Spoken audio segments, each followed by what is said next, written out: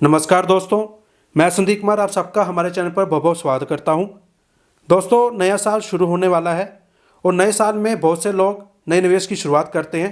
तो अगर आप भी निवेश करने के बारे में सोच रहे हैं तो मैं आपको बताना चाहूँगा कि पोस्ट ऑफिस में कई सारी ऐसी योजनाएं चलती हैं जिनमें निवेश करके आप बहुत अच्छा रिटर्न पा सकते हैं।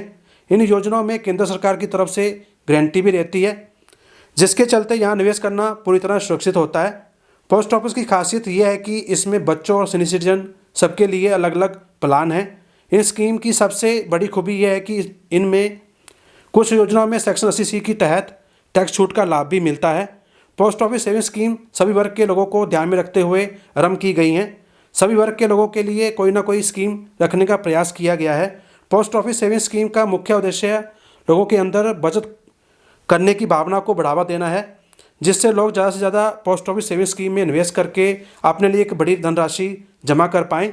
डाकघरों में निवेश के लिए 9 अलग अलग तरह की निवेश स्कीम चल रही हैं।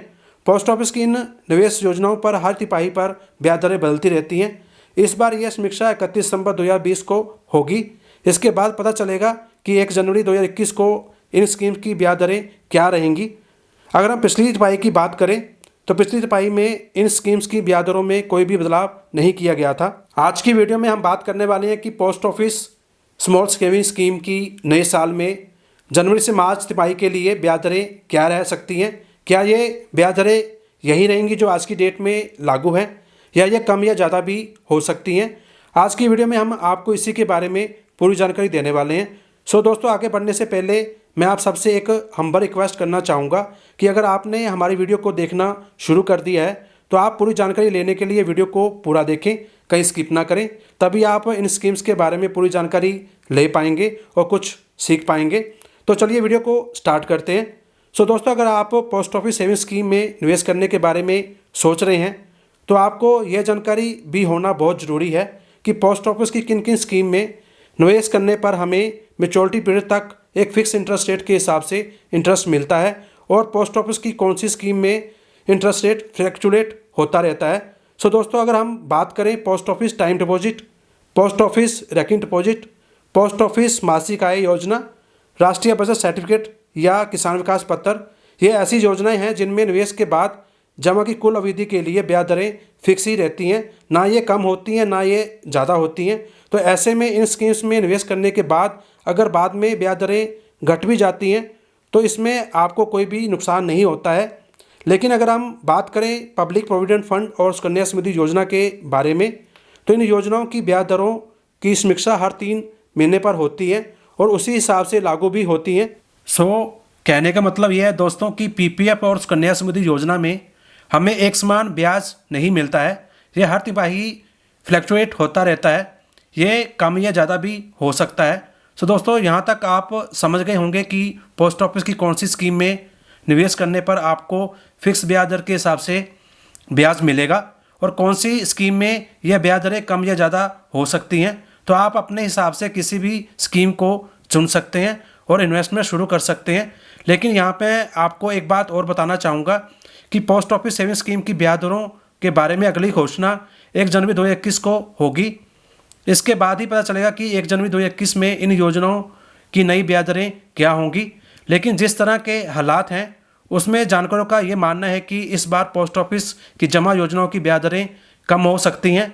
और अगर हम बैंक FD की बात करें तो बैंक वैसे भी काफ़ी ज़्यादा अपनी FD की ब्याज दरों को घटा चुके हैं। तो ऐसे में अगर आप भी अपने पैसों को पोस्ट ऑफिस की स्कीम्स में इन्वेस्ट करने के बारे में सोच रहे हैं तो मैं आपको यहाँ पर कहना चाहूँगा कि आपके पास 31 दिसंबर के पहले तक मौका है।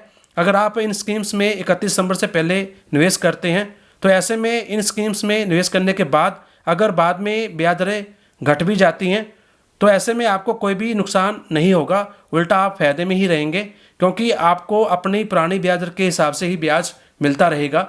नई ब्याज दरें नए निवेशकों के ऊपर लागू होंगी। सो अब जान लेते हैं पोस्ट ऑफिस सेविंग स्कीम के ब्याज दरों के बारे में। दोस्तों, पोस्ट ऑफिस खाते में आज की डेट में 4% की ब्याज दर से ब्याज दिया जा रहा है। पोस्ट ऑफिस RD में 5.8%, पोस्ट ऑफिस MIS में 6.6%, पोस्ट ऑफिस 1 से 3 साल के टाइम डिपॉजिट पर 5.5% और पोस्ट ऑफिस की 5 साल की टाइम डिपॉजिट पर 6.7%, ब्याज मिल रहा है। किसान विकास पत्र में 6.9%, पब्लिक प्रोविडेंट फंड में 7.1%, सुकन्या समृद्धि योजना में 7.6% और राष्ट्रीय बचत सर्टिफिकेट यानी कि NSC में 6.8% की ब्याज दर से ब्याज दिया जा रहा है। आपकी जानकारी के लिए बता दें कि यह ब्याज दरें 31 दिसंबर 2020 तक लागू रहेंगी। सो आई होप आपको पोस्ट ऑफिस सेविंग स्कीम के बारे में पूरी जानकारी मिल गई होंगी और अब आप अपनी सहूलियत के हिसाब से किसी भी स्कीम को चुन सकते हैं और इन्वेस्टमेंट करना शुरू कर सकते हैं। लेकिन फिर भी अगर आप के मन में कोई सवाल हो या आप पोस्ट ऑफिस सेविंग स्कीम के बारे में कुछ और जानना चाहते हो तो आप हमें कमेंट बॉक्स में पूछ सकते हैं। जानकारी अच्छी लगी हो तो लाइक करें और इस जानकारी को ज़्यादा शेयर करें अपने दोस्तों में, रिश्तेदारों में, ताकि ये जानकारी और लोगों तक भी पहुंच सके। अगर आप हमारी वीडियो को पहली बार देख रहे हैं या अभी तक आपने हमारे चैनल को सब्सक्राइब नहीं किया है तो नीचे आ रहे लाल बटन को दबाकर सब्सक्राइब कर लें और साथ ही बेल आइकन को भी प्रेस कर दें ताकि हमारी सभी आने वाली वीडियो के बारे में आपको नोटिफिकेशन मिलता रहे और आप कोई भी जानकारी मिस ना करें। वीडियो को पूरा देखने के लिए बहुत बहुत शुक्रिया।